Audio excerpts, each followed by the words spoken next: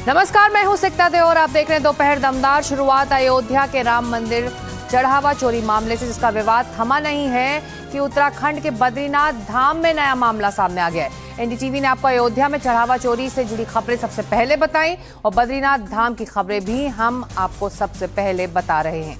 अब बद्रीनाथ धाम मामले में एनडीटीवी की खबर का असर हुआ है। बद्रीनाथ केदारनाथ मंदिर समिति ने दान गड़बड़ी मामले में आरोपी सहायक प्रमोद नौटियाल को तत्काल प्रभाव से निलंबित कर दिया है। वहीं मुख्यमंत्री पुष्कर सिंह धामी ने मामले का संज्ञान लेते हुए गढ़वाल कमिश्नर की अध्यक्षता में 3 सदस्यीय उच्च स्तरीय जांच समिति गठित कर दी है, जिसे 15 दिनों के अंदर रिपोर्ट देने के निर्देश भी दिए गए हैं। जांच टीम गणना कक्ष, दान व्यवस्था और 32 सीसीटीवी कैमरों की फुटेज की पड़ताल कर रही है।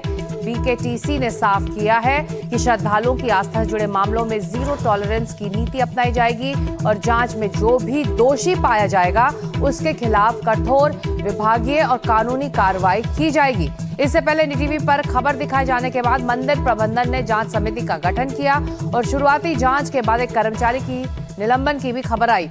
लेकिन मंदिरों में लगातार चढ़ावा चोरी की खबरें सामने आने के बाद कई सवाल उठ रहे हैं कि क्या ये जानबूझकर किया जा रहा है या इसके पीछे कोई रणनीति है। और हमारे सहयोगी किशोर रावत इसी मुद्दे पर जुड़ रहे हैं, चलते हैं सीधे उनके पास। किशोर, सबसे पहले सवाल तो यही कि तुरंत जांच के आदेश दे दिए गए हैं, जांच टीम जो है इस दिशा में आगे बढ़ रही है, लेकिन कितना बड़ा ये मामला शुरुआती जानकारी के मुताबिक दिखाई दे रहा है? देखिए, ये लोगों की आस्था और विश्वास से जुड़ा हुआ मामला है। करोड़ों हिंदुओं की आस्था से जुड़ा हुआ मामला है, जहां पर बद्रीनाथ, क्योंकि बद्रीनाथ धाम न सिर्फ भारत का बल्कि उत्तराखंड का भी सबसे प्रमुख धाम है और ऐसे में वहां पर जो लोग अपना दान देते हैं, चढ़ावा देते हैं, जो उनकी मन्नतें पूरी होती है, मन्नतों के लिए देते हैं, उस पर अगर हेराफेरी की जाए, उसमें चोरी की जाए तो ये मामला काफ़ी बड़ा है। यही वजह है कि लगातार ये जब मामला धीरे धीरे जब तूल ले रहा था तो यही सवाल किए जा रहे थे कि जिन कर्मचारियों पर आरोप लगाए वो बीकेटीसी के हैं और जो जांच कर रहे हैं वो भी बीकेटीसी। ऐसे में निष्पक्ष जांच कैसे हो सकती है?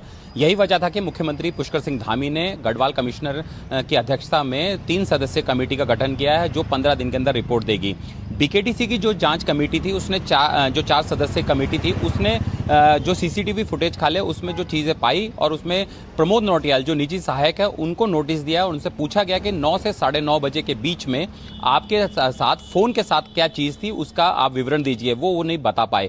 यही वजह थी कि उनको निलंबित किया गया, उनको ये दोषी माना गया प्रारंभिक जांच में कि उनके पास कुछ ना कुछ था। लेकिन अब जब ये जांच गढ़वाल कमिश्नर के पास चली गई है तो इसमें और चीज़ें निकल के आएंगी।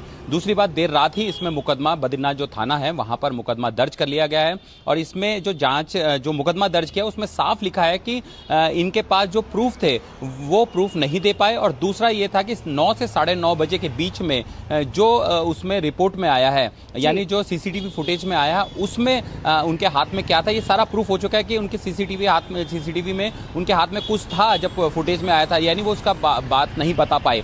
तो यही वजह है कि अब इसमें जांच और आगे बढ़ेगी। लेकिन सवाल यही है कि क्या ये प्रमोद नौटियाल तक ही जांच सीमित रहेगी या इसके अलावा और भी लोग आएंगे, कि सिर्फ प्रमोद नौटियाल इसमें सम्मिलित थे या इसके अलावा और लोग भी थे, ये जांच में सामने आएगा। जी बिल्कुल, और इस पर आप नजर रखें। शुक्रिया इस अपडेट के लिए आपका, देहरादून से किशोर रावत।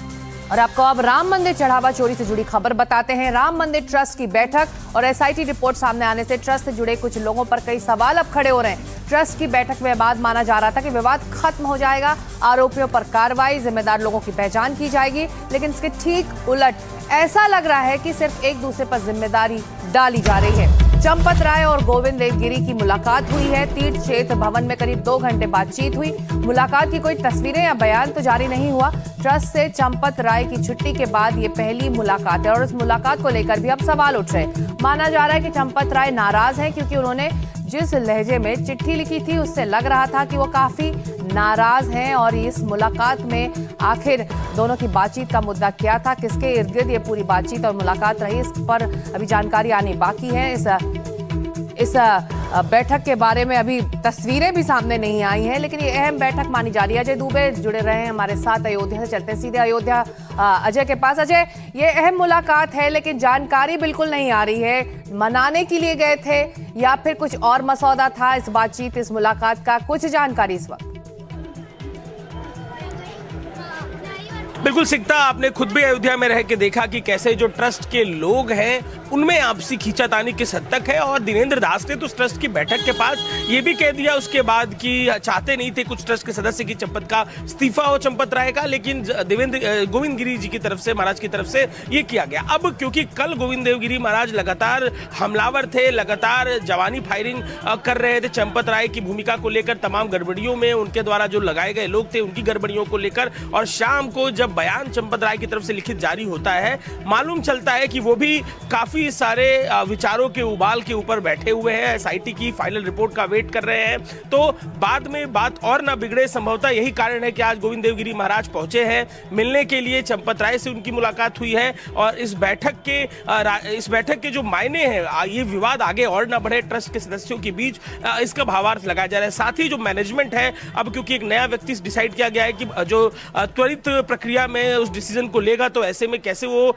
हैंडओवर की प्रक्रिया होगी, कैसे वो पूरा गाइडेंस होगा, इन विषयों पे भी माना जा रहा है कि गोविंद देवगिरी महाराज और चंपत राय की बातचीत हुई है। बिल्कुल, आप हमारे साथ बने रहिए अजय, क्योंकि एक और मुलाकात हुई है चढ़ावा चोरी मामले में। एक और बड़ी खबर है, गोपाल राव ने भी मुलाकात की है। गोपाल राव ने गोविंद गिरी महाराज से मुलाकात की है। राम मंदिर ट्रस्ट के विशेष आमंत्रित सदस्य के पद से हटाए गए हैं गोपाल राव, और अब खबर आ रही है कि उन्होंने भी गोविंद गिरी से मुलाकात की है। और जिस दिन ट्रस्ट की बैठक हो रही थी, गोपाल राव वहां पहुंचे हुए थे और उनको इस बैठक में शामिल नहीं होने दिया गया था। और अजय हमारे साथ बने हुए हैं। अजय, गोपाल राव की भूमिका, उनके कॉन्फिडेंस को लेकर तो तमाम सवाल पहले से ही, जब से विवाद सामने आया, उठ रहे थे, और अब उन्हें हटा दिया गया है। ऐसे में ये मुलाकात भी हो रही है, तो क्या ये माना जाए कि वाकई जो ट्रांसफर हो रहा है रिस्पॉन्सिबिलिटी का, उसी की बारीकियां समझने के लिए और हैंडओवर के लिए मुलाकात हो रही है, या फिर वजह कुछ और है?